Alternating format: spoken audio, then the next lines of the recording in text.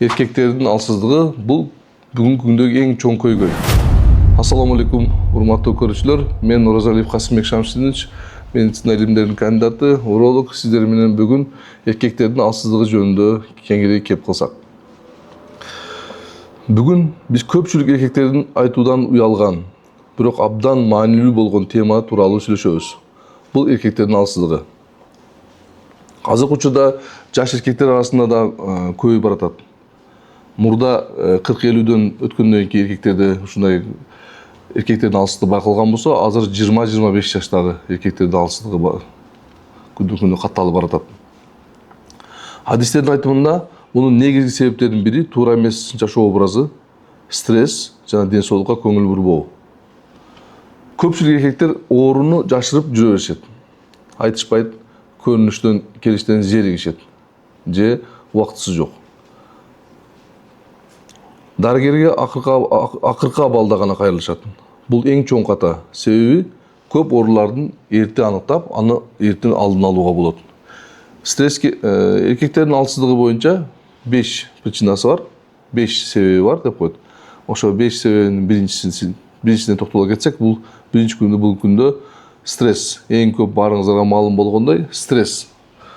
Азыр көрүп турасыздар, баардыгы телефон, уюлдук телефондордо, телевизорлордо, машинада жашоо образы башкача. Стресс, дайым стрессте, тынымсыз ойлонуу, нерв болуу, уйкунун жетишсиздиги, организмде тестостерондун гормону азайтат. Тестостерондун гормону азайгандан кийин эркекти кылып туруучу гормон азайгандан кийин бул эркекте энергия азаят. Энергия азайгандан кийин эркектин ошол жыныстык күчүнө дагы аябай күчтүү таасир этет. Бул кандай?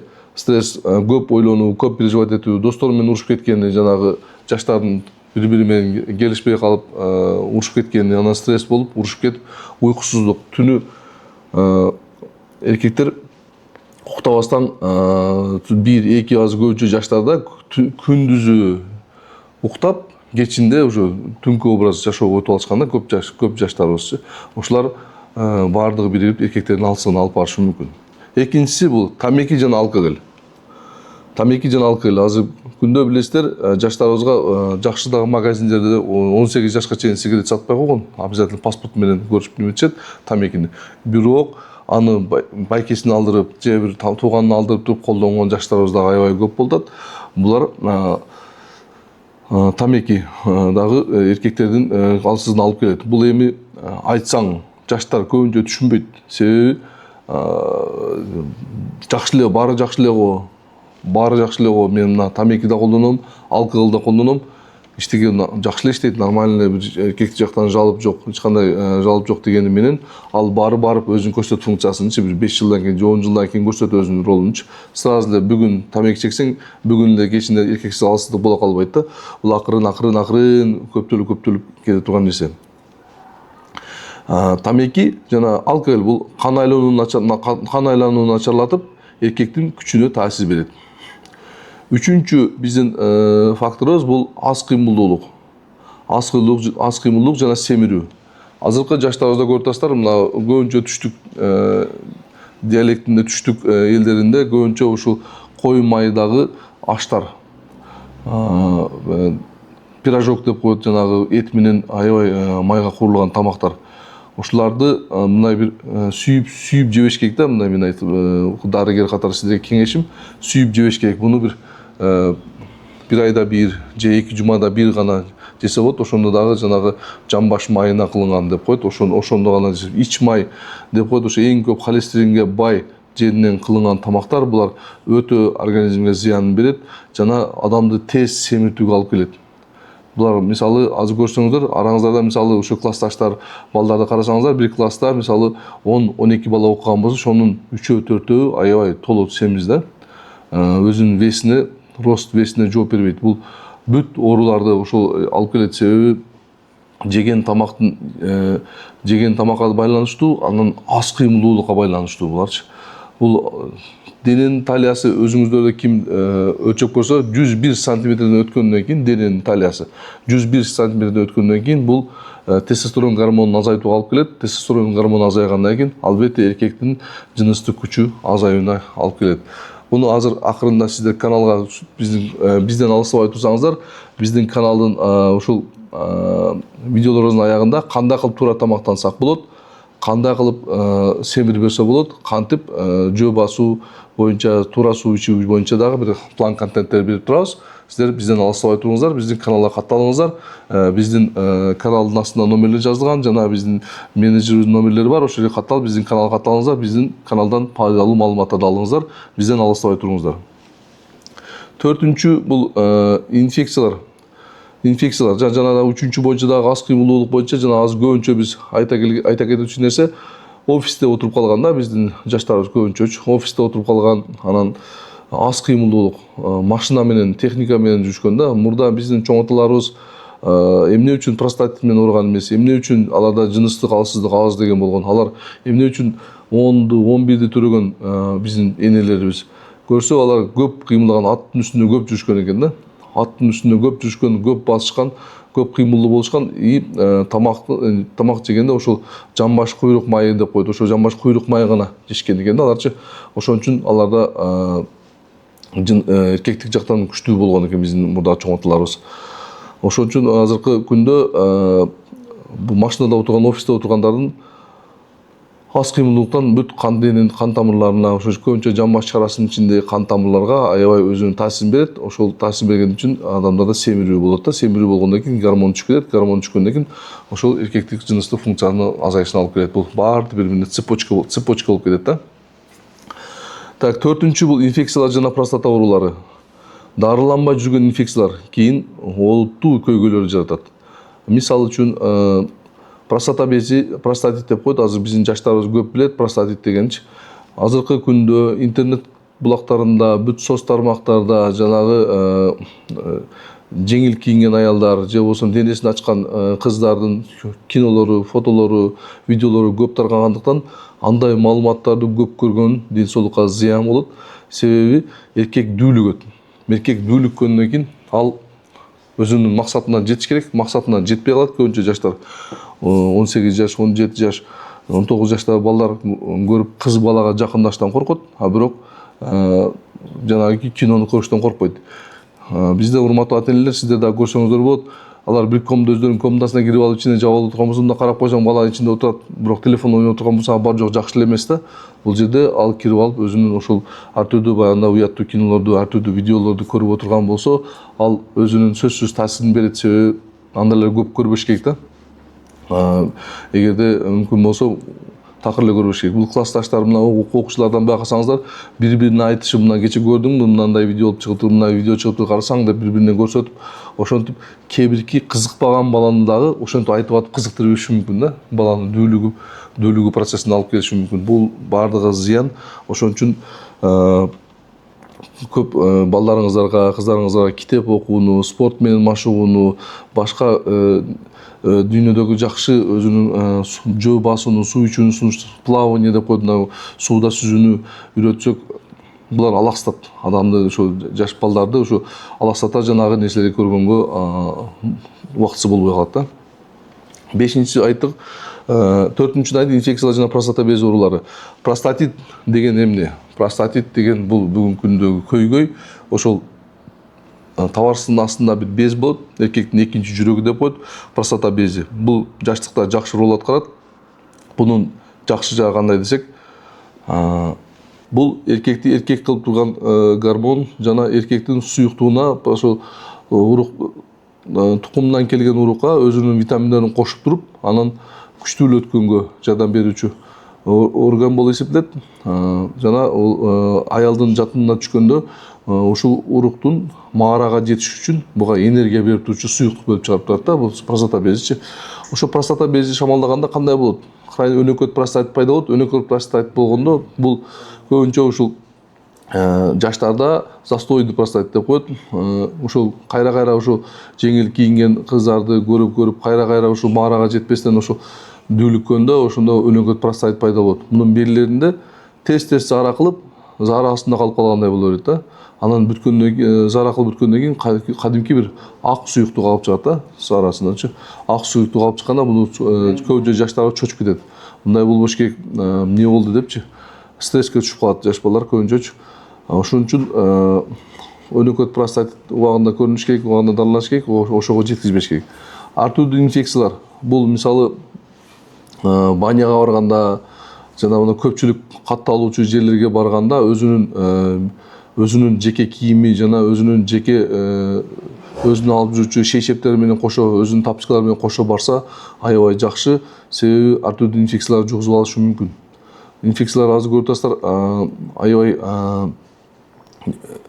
көп көбөйүп кеткен. Азыр көптөгөн жаштарыбыз Россияларга барышып, көптөгөн чет мамлекеттерге барышып, ошол жерде чет мамлекетте ар түрдүү текшерилбеген контакттарга барышып, ошол жактан келип, анан бул жакта текшерилбестен дагы деле жүрүп, кайсы бир ооруга өткөндөн кийин анан билинип калат да, ага чейин эркектерибиз көбүнчө көрүнбөй, текшерилбей жүрүшө берет да. Ошон үчүн убагында текшерилип көрүнүп турган жакшы болот, өнөкөт простатитти алдын алган жакшы болот да. Эми бешинчиси ошо туура эмес тамактануу жана витаминдердин жетишсиздиги. Айрыкча цинк, витамин Д'нын жетишпесе организм алсырай баштайт. Бунун белгилери кандай болот? Витаминдер жетишпесе тез чарчоо, эртең мененки энергиянын жоктугу, каалоонун азайышы, невроздук, уйкунун бузулушу, эрте алсыроо, үй бүлөлүк мамиленин начарлашы. Эгер ушундай белгилер байкалса, өз алдынча дары ичпеңиздер. Сөзсүз адиске кайрылыш керек. Эң негизгиси алдын алуу. Азыркы күндө витамин Д'ны эмне үчүн жетишпейт деп айтабыз? Эртең мененки 9-дан баштап 11ге чейинки гана күн пайдалуу экен да. Күндө жүргөн, күндө пайдалуу. Ошол витамин Д'нын жетишсиздиги, биз кандай азыр эртең менен офиске кирип кетебиз, жумушка. Эртең менен 8:30 кирип кетсең, ошо менен саат обедке 1-де чыксаң чыгасың, чыкпасаң 5-те чыгасың. Ошондо эң керектүү бизге витаминдер ошол керектүү 9-дан 11ге чейинки күндүн нурун албай калабыз. Ошондо организмде витамин Д'нын жетишсиздиги келип чыгат. Мунун өзүнүн ошол жанагы мен айткандай тез чарчоо, эртең мененки энергиянын жоктугу, жыныстык каалоонун азайышы, невроздук, уйкунун бузулушу деген симптомдорго алып келиши мүмкүн. Анан цинк деген витаминдер жөнүндө дагы айта кетсек, бул цинк эң көп тукумдун ичинде пайда болуп, жана ар бир кошулган сайын, эркек кошулганда бизден потеря болуп, ошол цинк бизден жоголуп кетип турат, ошонун ордун толтура турушубуз керек. Биз ошол цинктин витамини дагы жетишпесе дагы ошондой ар түрдүү симптомдорго алып келиши мүмкүн. Эркек адам өз ден соолугуна кам көрүш керек. Эми туура маалымат жөнүндө айтып кетсек, баардык эле ошо жанагы соц тармактарда чыгып атсак, ошол мурдагы соц тармактар этти көп жесе зыян деген соц тармактар чыгып, энергетикалык көп нерселерди көп ичсе зыян деп айтсак, баардык эле зыянды айта бересиздер, а бирок пайдалуу нерсени да айтыңыздар деген сунуштар келип турат биздин урматтуу телекөрүүчүлөрдөн жана инста катталуучулардан. Ошон үчүн эми сиздерге пайдалуу дагы тамактарды, пайдалуу нерселерди айта кетсек сиздерге. Биринчи спорт менен машыгуу. Мен өзүмдүн күндөлүк турмушумдан айта кетсем, эртең менен саат 5:30 турабыз. Эртең менен 5:30 турабыз. Сөзсүз уйкудан тургандан кийин 2 стакан жылуу суу ичебиз. Бул эмне үчүн дегенде, биздин желудочно-кишечный тракт деп коет, биздин денебиздин жакшы иштешине, биздин денебиздин организмдеги витаминдердин баарын бири-бирине жакшы алып барышына, тамактын жакшы сиңиришине эртең менен жылуу суу керек болот экен да. 35-30 градустагы жылуу сууду ичсек, биздин денеде канча градус болсо, ошончо жылуу сууду ичиш керек. Муздак суу ичпеш керек, урматтуу жаштар, урматтуу биздин YouTube каналынын көрүүчүлөрү, инста катталуучулар, жылуу суу ичиш керек. Эртең менен 2 стакан жылуу суу ичиш керек. Андан кийин көнүгүү жасаш керек, намаз окуш керек. Андан кийин басыш керек, жөө басабыз. Биз ошол жөө басабыз, 40 минут башында жөө басуу, андан кийин катуураак басуу. Ошол эң ден соолукка пайдалуу болот. Эмне үчүн дегенде, организмде кан айлануу системасы жакшы жүгүрөт, гормондордун жакшы жака иштешине жардам берет. Эгерде кечинде саат 10-до укташ керек, эң кеч калса 11-де укташ керек, 11-ден саат 5ке чейин уктаса жетет организмге. 6 саат уйку чоң организмге жакшы болот. Эгерде эң көп дегенде 8 саатты укташ, 6 саат менен 8 сааттын ортосунда гана көп укташ керек, ондан көп уктабаш керек. кечинде уктагандын организмде дофамин деген гормондор выработка болот. Бул дофамин гормон бизди гормон счастья, адамды бактылуулукка, жашартканга, организмдин туура иштешине алып келе турган гормондор. Андан кийин саат 5тен кийин бизде гормон кортизол деген гормон выработка болот. Кортизол деген гормон выработка болгондо, ошол выработка гормон организмде пайда боло баштаганда адам ойгоо болбогон болсо, анда адамды кайра чарчоого алып келет. Ал гормон кайра өзү организмдин өзүнө каршы иштей баштайт.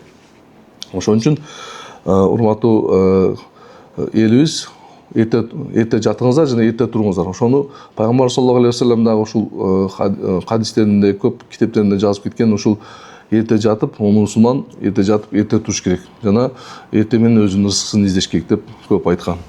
Экинчиси туура тамактануу. Азыркы күндө ушул фастфуд, жанагы жеңил углеводдор, бүт эле жеңил жана вкус менен усилитель вкуса деп коет, жанагы даамды күчөтүүчү кошулмалардын жардамында жасалган тамактарды биздин жаштарыбыз аябай сүйүп калды.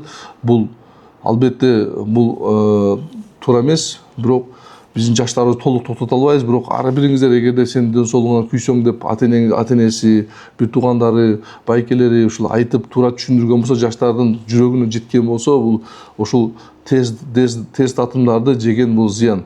Себеби мына алар өтө жогорку температурадагы майларда пышат да. Мисалы, мына биздин KFC'лерди айтып атабыз, көп жеген, сүйүп жеген KFC'лердичи.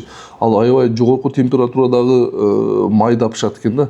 Жогорку температурада майда пышкан тамактар бул аябай канцерогендик действиясы көп болот.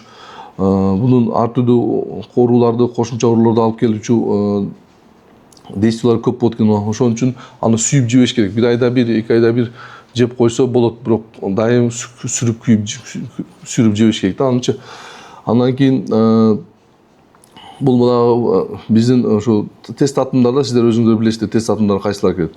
Баардык гамбургер, чизбургер, көп тамактардын түрлөрү. Эң жакшы пайдалуу тамактар биздин өзүбүздүн пайдалуу тамактардан. Булар өзүңүздөр билесиздер. Өзүбүздүн тандырга жабылган наныбыз, ушул дрожжсуз мурдагы эле. Бизден витамин С жаңгакта көп, писте майызда көп. Ошолорду туура тамактанган. Анан бүт ошол чөптүн түрлөрүнү жана мөмө жемиштерди, өзүбүздө пышкан мөмө жемиштерди жесек, булар ден соолукка пайдалуу болот. Ушул урматтуу жанагы ушул сабактын башында айтып кеттим эле. Аягына чейин көрсөңүздөр, биз менен чогуу болсоңуздар, кайсы нерселерди жесек дагы жакшы болот ден соолукка, ошону дагы айта кетебиз деген ушул жакшы нерселерди айтыш керек. Андан ошол күндө bir күндө 6 километрден 7 километр адам басыш керек. Спорт менен машкан сиздер кимден жакшы, кайсы спорт жакшы көрөсүздөр? Волейбол жакшы көрөсүздөр, футбол жакшы көрөсүздөр, настольный теннис жакшы көрөсүздөр? Ошол спорттун түрлөрү менен машыгып туруш керек. Эркек киши бир жумада 2 жолу жок дегендечи. Ошондо организм туура иштей баштайт. Ден соолук бул күч, күчтүү эркек, күчтүү үй бүлө, күчтүү коом. Эгер ушул тема сиздерге пайдалуу болсо, каналга катталып, комментарийге өз оюңуздарды жазыңыздар. Биз сиздер менен сөзсүз байланышып, өзүбүздүн туура советтерибизди, туура маалыматтарыбызды бергенге аракет кылабыз. Мен Оразалиев Касымбек Шамшидинович, медицина илимдеринин кандидаты. Сиздерге туура маалыматтар бергенге аракет кылдым. Ден соолукта болуңуздар. Биздин каналга сөзсүз катталыңыздар жана комментарийге жаза кетиңиздер. Биз сиздер менен чогуу болобуз. Көрүшкөнчө.